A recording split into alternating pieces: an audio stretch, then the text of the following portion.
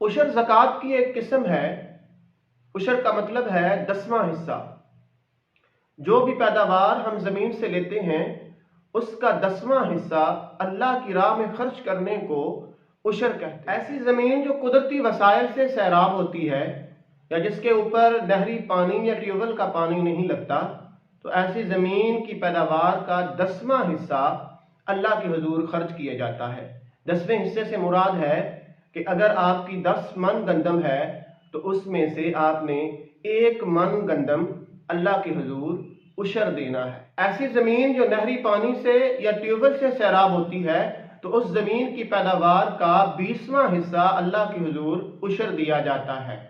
20वें हिस्से से ये मुराद है कि अगर आपकी गंदम 20 मन है तो उसमें से 1 मन गंदम आप खैरात करेंगे, उशर देंगे।